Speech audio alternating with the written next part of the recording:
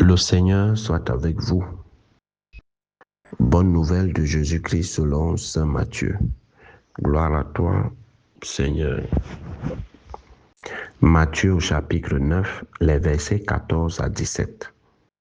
En ce temps-là, les disciples de Jean le Baptiste s'approchèrent de Jésus en disant : « Pourquoi alors que nous et les pharisiens nous jeûnons, tes disciples ne jeûnent-ils pas ? » Jésus leur répondit : « Les invités de la noce pourraient-ils donc être en deuil pendant le temps où l'époux est avec eux ?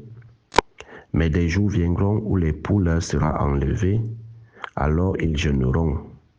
Et personne ne pose une pièce d'étoffe neuve sur un vieux vêtement, car le morceau ajouté tire sur le vêtement et la déchirure s'agrandit. Et on ne met pas du vin nouveau dans de vieilles outres, autrement les outres éclatent. Le vin se répand et les outres sont perdues. Mais on met le vin nouveau dans des outres neuves et le tout se conserve. Acclamons la parole de Dieu. Louange à toi, Seigneur Jésus. Bien-aimés de Dieu, chers frères et sœurs en Christ, loué soit Jésus-Christ. Loué soit le saint nom de Jésus-Christ. Bonjour à tout le monde et bon premier samedi du mois de juin. Nous le savons de tradition, le samedi est réservé à la dévotion à la Vierge Marie et nous célébrons également une des grandes figures de l'histoire des saints, Saint Pierre Giorgio Frassati et Sainte Élisabeth de Portugal. Aujourd'hui, le Seigneur nous dit, on ne mélange pas le nouveau au vieux, parce que cela est incompatible. Et pour ceux qui ont l'habitude de raccommoder les habits en lambeaux, qui ont été déjà en lambeaux, quand vous ajoutez un tissu neuf sur un vieux tissu, il n'y a pas vraiment l'adhésion.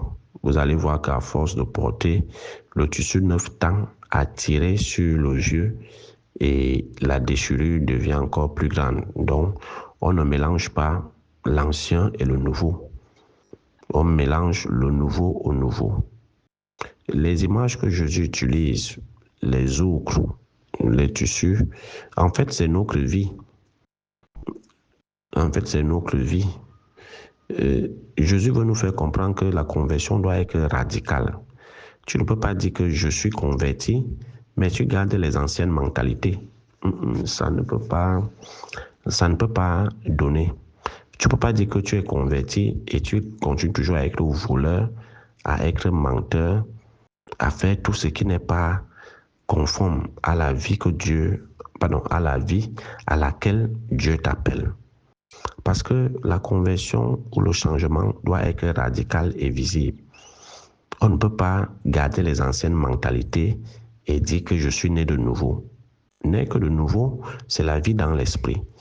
Et la vie dans l'esprit, elle est une vie en dehors des passions de la chair. En dehors des passions de la chair. Tu étais voleur, tu dis oui, tu as reçu l'Esprit Saint, maintenant tu marches derrière Jésus et tu gardes les anciennes mentalités. C'est on dit, la grâce ne change pas la nature, mais la nature doit s'ouvrir à la grâce. Par exemple, si tu es voleur, tu entres au séminaire, tu continues à voler et le jour de ton ordination, on te donne prêtre. Si tu ne t'es pas ouvert à la grâce de Dieu, tu vas toujours continuer à être voleur et tu deviendras un prêtre voleur. Donc, on ne peut pas ajouter le neuf au vieux. Ça, c'est impossible. Ça ne va pas donner. Ça ne va pas donner. Donc, Jésus nous met donc en garde contre cette double vie que parfois nous, chrétiens, nous menons. Cette double vie que nous menons. Parce que la séquoia Christi, la suite du Christ, exige beaucoup de changements, beaucoup de renouvellement. On ne peut pas manger aux deux tables. Tu manges à la table du Christ et tu manges à la table du diable le soir. Tu ne peux pas être avec le Christ et tu mélanges les pratiques magicaux et autres avec ta foi. Tu ne peux pas prier le chapelet et, aller faire des invocations sur les gris-gris le soir. Donc, il y aura déchirure, ça ne peut pas donner. Ça ne peut pas donner. Alors, le Seigneur nous met donc en garde contre tout cela. Le Seigneur nous met donc en garde contre tout cela. Donc, il faut vraiment faire un choix où on est avec le Christ, où on mélange. Et si on mélange, ça ne peut pas donner.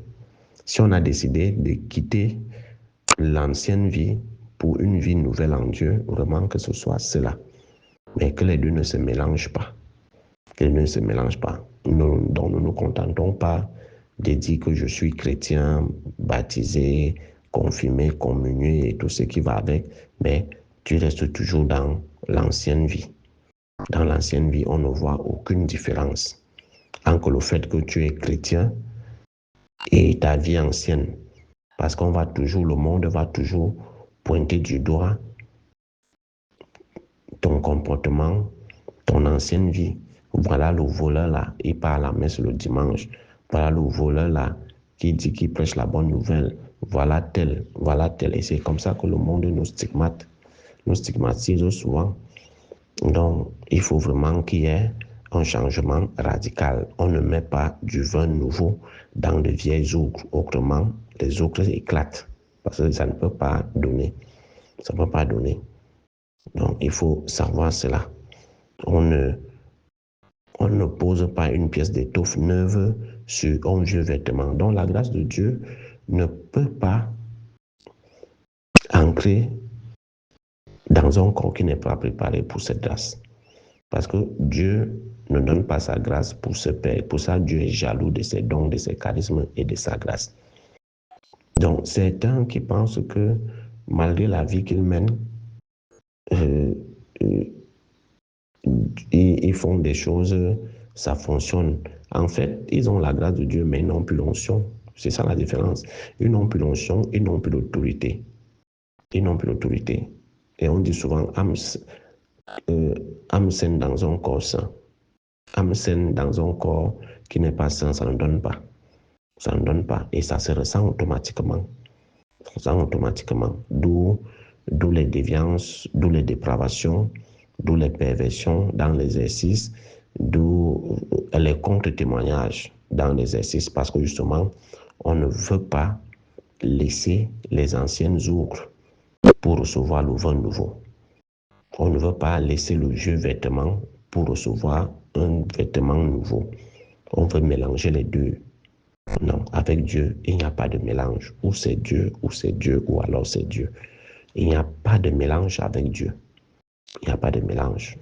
Sinon, la grâce que tu reçois se perd et tu perds et ce que tu étais et ce que tu as reçu. Tu perds les deux parce que justement, ça va t'entraîner à la destruction. Ça va t'entraîner à ta propre perte, à ta destruction. Tu vas plus t'enfoncer que te relever. Parce que si tu n'arrives pas à mener une vie digne d'enfant de Dieu, ce n'est pas la grâce qui va s'ajouter à cette vie que tu vas contenir. Tu vas te perdre toi-même. Tu vas te perdre. Donc, frères et sœurs, avec Dieu, il n'y a pas de mélange où on change radicalement pour recevoir des grâces, où on ne change pas et on ne reçoit aucune grâce parce que Dieu, comme il le dit, on ne jette pas des perles au porc parce que le porc ne connaît pas la valeur des perles, la valeur de ce qui est important. Alors Dieu ne peut pas mettre sa grâce là où on est toujours dans l'ancien homme, dans les vieilles habitudes, les mauvais comportements, et tu dis que tu es détenteur d'une grâce. Et vous allez toujours voir que c'est ceux-là qui disent toujours qu'ils sont détenteurs de la grâce de Dieu, que l'Esprit de Dieu choisit qu'il veut, souffle là où il veut. Mais c'est le même Dieu qui dit, on ne mélange pas. On ne mélange pas le vin nouveau aux outres vieilles. Les outres ici, c'est ta vie. Le vin nouveau, c'est la grâce de Dieu. Alors, si tu ne changes pas de comportement, tu penses recevoir un vin nouveau dans ta vie? Non. Et le vin nouveau aussi, ça peut être une bénédiction. Ça peut être une grâce demandée qui doit être accordée. Mais tu ne changes pas de vie. Alors, tu ne peux pas contenir les deux. Ça ne peut pas donner, il y aura destruction. Il y aura destruction, ça va t'entraîner à ta perte. À ta perte. Donc, disposons nos vies,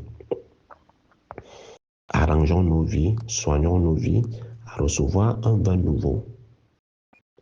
Purifions, débarrassons-nous de nos vieux vêtements qui renvoient ici à nos mauvais comportements, à nos égarements, pour recevoir un tissu nouveau, entier, que de faire le raccommodage. Le matin, je suis à l'église, le soir, je suis chez le marabout. Le matin, je suis à l'église, le soir, je suis dans les temples occultes. Le matin, je suis à l'église, le soir, je suis dans les cercles vicieux. Ça ne peut pas. Ça ne peut pas donner. Ou alors, je suis dans les cercles vicieux et le soir, ou alors le matin très tôt, je viens demander la grâce de Dieu. Toute la nuit à minuit, je suis dans les incantations. Et le matin, je veux recevoir la grâce de Dieu. Non, ça ne peut pas donner. Ça ne peut pas donner comme ça. Ça ne peut pas donner. Et au sujet de la préoccupation des disciples de Jean et des pharisiens qui viennent voir Jésus, pourquoi nous jeûnons et tes disciples ne jeûnent pas? Le jeûne, ce n'est pas une concurrence. Le jeûne, ce n'est pas une concurrence, c'est un état d'esprit. C'est un état d'esprit. On jeûne quand cela est nécessaire, mais si ce n'est pas nécessaire, ce n'est pas une concurrence. Ce n'est pas parce que les disciples de Jean jeûnent et que les pharisiens jeûnent qu'automatiquement Jésus doit faire jeûner ses disciples. Et c'est une façon de montrer à Jésus qu'il est un mauvais maître. Comment il n'apprend pas à ses disciples à se priver, à s'abstenir. Et oh, mais tu ne peux pas aller à la fête et dire que tu jeûnes, que moi je ne mange pas, moi je suis juste venu faire acte de présence. Non, ça c'est l'hypocrisie. Quand on dit la fête, c'est que tu vas manger quelque chose, tu vas boire une bouteille d'eau. Tu ne peux pas venir à la fête et toi, tu viens avec ta mine de quelqu'un qui jeûne. On ne jeûne pas à la fête. Si c'est la fête, tu dois être avec les autres dans la fête. Mais quand on est avec le Christ, on est dans la grâce. On est dans la grâce divine. On n'a plus besoin de certaines choses parce que la vie dans le Christ nous exempte de certaines choses. Mais quand le Christ n'est pas au milieu de nous, ou quand nous sentons le besoin de nous rapprocher du Christ, alors on va se mettre en pénitence. Mais on ne peut pas être avec le Christ, avec l'époux, avec le porteur, et on dit qu'on jeûne. Ça ne se fait pas. Et le jeûne, ce n'est pas une concurrence. Ce n'est pas parce que les églises d'éveillés disent qu'ils jeûnent pendant des jours, des 40 jours, et tu vas te complexer que, oh, machin. Non, ce n'est pas la concurrence. Ce n'est pas la concurrence, c'est une disposition spirituelle qui se veut nécessaire à un moment donné. Donc, que chacun fasse ce qui lui convient au moment où cela convient. Ne nous laissons pas discrets, ce n'est pas la compétition. Ce n'est pas la compétition. Si tu fais le jeûne d'Esther, c'est bien. L'autre va faire le jeûne charbellien. L'autre va faire le jeûne des fruits et tout ce qui va avec. Ce n'est pas une compétition. C'est selon les dispositions spirituelles de tout un chacun. Selon les dispositions spirituelles de tout un chacun. Comme disait l'Ecclésiaste, il y a un temps pour tout. Il y a un temps pour tout. Donc, que n'imposons pas aux autres ce dont ils ne sont pas encore prêts à faire, sous prétexte que pourquoi nous on jeûne, les autres ne jeûnent pas. Que chacun fasse ce qui lui est nécessaire au moment opportun en fonction de sa relation personnelle avec le Christ. En fonction de sa relation personnelle avec le Christ. On ne croit pas par procuration, on ne jeûne pas par procuration pour faire plaisir aux gens, non. Tout ce que nous devons faire, que ce soit dans la prière, que ce soit dans le jeûne, que le Christ nous l'a dit, on le fait pour la plus grande gloire de Dieu, pour le salut des âmes et pour notre sanctification, et non pas pour plaire aux yeux des hommes. Pour plaire aux yeux des hommes. Donc, voilà ce que le Seigneur, en ce jour, veut nous faire comprendre. Veut nous faire comprendre que chacun de nous, pour recevoir un vin nouveau dans sa vie, doit se débarrasser de son ancienne vie. Si tu veux recevoir un vêtement nouveau, le vêtement de la gloire, il faut d'abord te débarrasser de tes vieux vêtements qui sont tes comportements, ta mauvaise vie et tout ce qui va avec. Sinon, il n'y aura pas de mélange entre le vêtement de gloire et le vêtement de la mauvaise vie. Il n'y aura pas de complémentarité entre le vin nouveau, qui est la bénédiction de Dieu dans ta vie, et ta mauvaise vie qui renvoie aux vieilles œuvres. Que le Seigneur soit donc tout en tous, que la Vierge Marie et tous les saints dont nous célébrons en ce jour nous obtiennent la grâce de cette conversion radicale pour pouvoir recevoir de Dieu un vin nouveau, un vêtement nouveau pour la plus grande gloire de Dieu et pour notre sanctification. Loué soit Jésus-Christ. À jamais.